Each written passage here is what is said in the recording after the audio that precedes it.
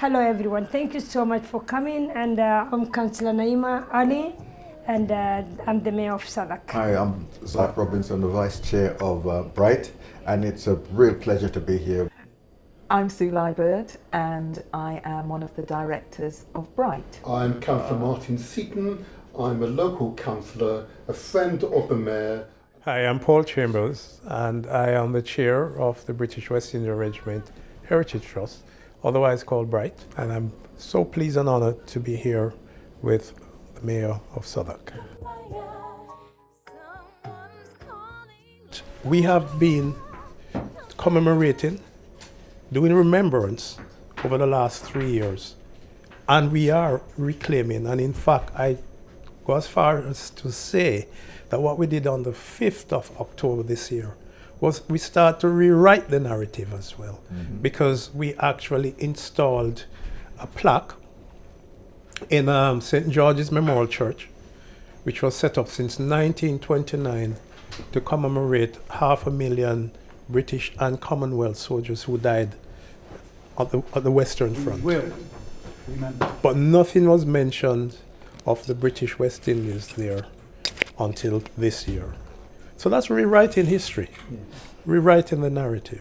There's always a shared area, which is what I alluded to, around education for public benefit. So bringing, as I say, different organisations together. Typically we can centre around something like education of the next generation. But it does mean that respective organisations do need a focus, without a doubt. We're very clear about who we are and what we do and our contribution, and therefore forming relationships with other organisations who are very clear and very focused. Because already, we have organisations and individuals coming going, can we jump on your bandwagon? Can we be a part of you? It's like, well, this is what we're about. Is this something you can sign up to? Because if not, then you need to be somewhere else. It wasn't until 1980 that West Indian ex-servicemen were allowed to march at the cenotaph. They were allowed to march in the units that they served with over the years. As a contingent to themselves, wasn't until 1980. And one of the persons who fought for that was Sam King. Since 1980, and I wasn't around then in England, and I don't know how many people used to turn out, but I'm sure it would be a strong contingent, because most of them who started the West Indian ex-servicemen, which is now called West Indian Association of Service Personnel, they were fit and able to march then. So I don't know how many in those days. However, we came into 2012, 2013, some of the older guys were dropping out every year, because it is to go on to the cenotaph, it's long standing, and then you have to march around, and it was taking a toll on them. However, for one reason or the other, in 2016, nobody marched that year. And myself and somebody else who was at the association decided that we cannot lose that opportunity. We got together and we got this name, British West India Regiment Heritage Trust. It's an amalgamation of two regiments. The West India Regiment, which was created in 1795 in the Caribbean to fight in the warmer climes for the British Empire. And that regiment basically stayed in place until 1927, when it was disbanded. However, at the turn of the century, they had reduced it down to about 400 men from 10,000. And that's, I'll come back to World War I, where that is concerned. So 1927, they disbanded the West India Regiment.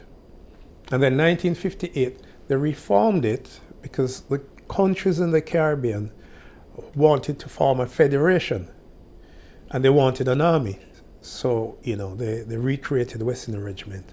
The idea of the federation lasted for 4 years, and then that again was disbanded. So 1962, the West India Regiment finally again was broken up into the Jamaica Defence Force that I serve in, the Barbados Defence Force, and the Trinidad Defence Force. Most of the guys came to the Jamaica Defence Force. So that is my interest, and that's my antecedent in terms of me serving in the Jamaica Defence Force. But what happened in 1914, 1915, when the Allies weren't doing that well, King George asked the question, why is this happening? What happened to my empire? And he was alluding to the fact that we had never found ourselves in this position over the years. And he had to be told that, well, where the West India Regiment was considered, we had reduced it because of cost and other reasons. So he said, call up the empire. And that's where the West Indians were called, and 15,600 came. And they formed the British West Indies Regiment. So our name is taken from the West India Regiment and the British West Indies Regiment that served in the First World War. And we thought that the best place for us to start is First World War. So 2016, there was nobody marching at the Cenotaph. But since 2017, apart from COVID, every year a contingent from the British West India Regiment Heritage Trust, which is a mouthful, so we call it Bwirht. We march every year. 3.5 years ago, I actually left another organization that I was chair of. And then Sue said to me, well, all the projects that you had in mind, what you're going to do with it. And so we realized that we had a banner already, the British West India Regiment, that we were marching on every year. So whatever else we're going to do going forward, we should just do it under that banner. We just thought that, okay, we'll start using the banner. And then someone who lives in France told us about a cluster of 10 West Indian graves in a cemetery called Etap. We decided that we were going to drive out there in Zach's car. Then we start telling people about it, and they say, hashtag we too. So it got to a minibus, and then we said, oh, well, you know what, we maybe should find a 22-seater. Be more relaxed in. We found a 60-seater. 58 people went out. Wow, well done. Including 2 World War II veterans who were 97 and 98 at the time.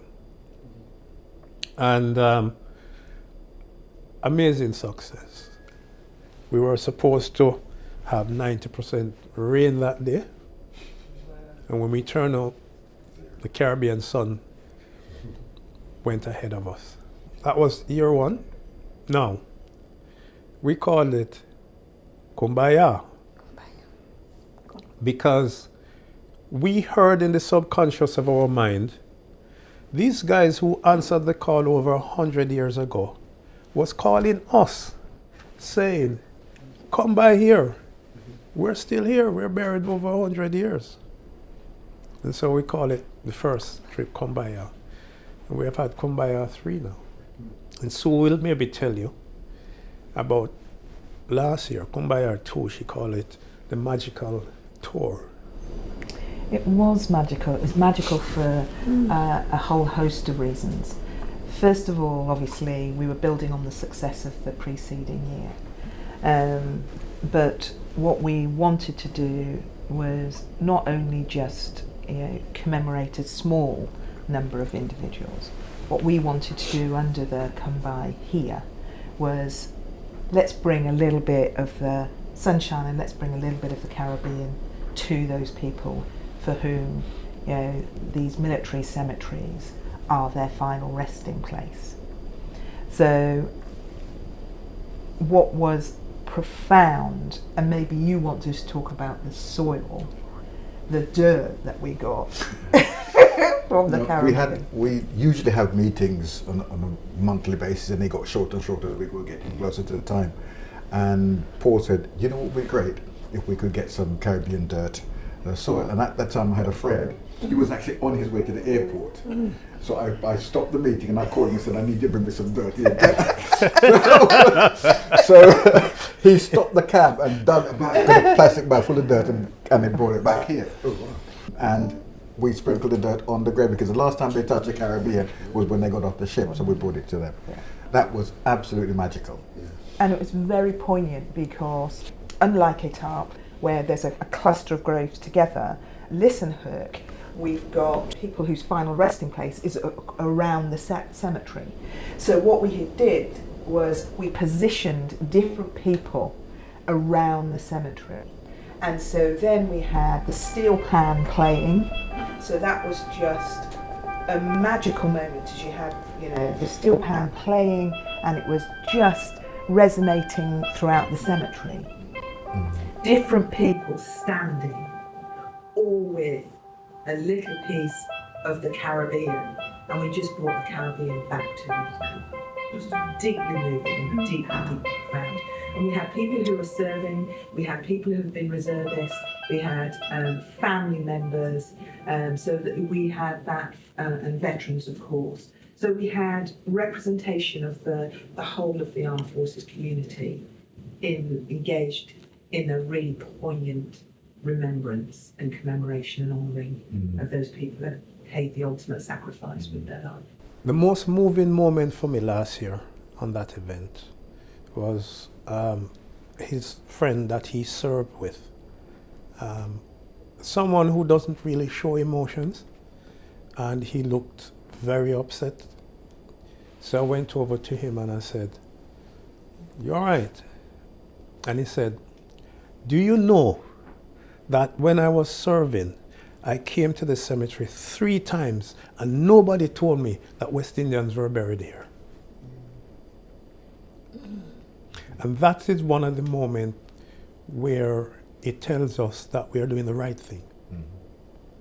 It must be the right thing that we're doing. So while we were there, we found out that there's this church, which is a memorial church, beautifully adorned with plaques, and the cushions have cap badges, throughout the church. And then there are the stand of the flags of various units, some of the public schools that some of the great military officers went to have plaques there commemorating. But when we ask the question, what's in it that represents the British West India Regiment? Nothing. And so we left Belgium last year determined that this year, that's what we would do. We would put a plaque in the church. So we know that in perpetuity, that plaque will speak of the West Indians who served in that area in Flanders during the First World War. It's amazing, to be honest. I've learned so much from you, and I was very curious. So one of the projects involved in and found a member of is the Black Inclusion Week, which is in May. So the idea of, we have some things at the beginning of the year, we have some things in the middle of the year, and of course we have some things at the end of the year, so that it's not just October where we think, and being far more inclusive is essential. Yeah. And if I may ask, sometimes you chose to do things mainly in October because it's Black History Month.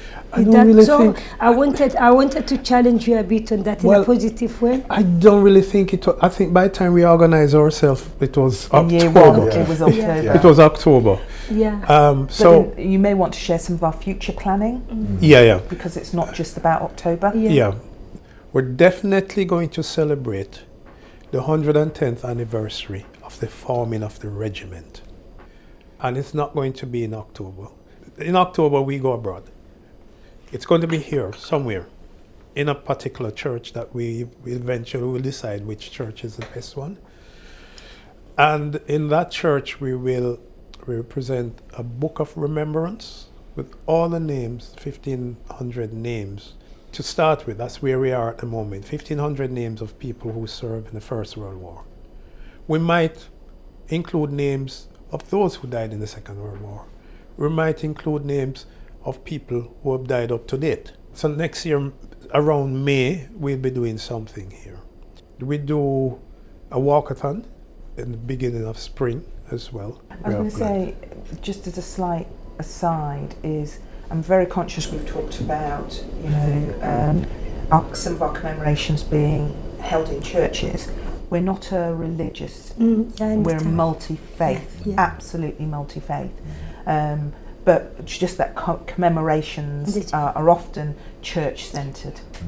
So I think that's kind of quite key. It's amazing anyway, and I salute you for coming here, meeting me. And then my question is now, what next, and what do you expect from them? What do you want from me as the mayor? I will be in this before we office. get to that stage, there is something which is right in front of you that we want to tell you about. The lantern, I can see that.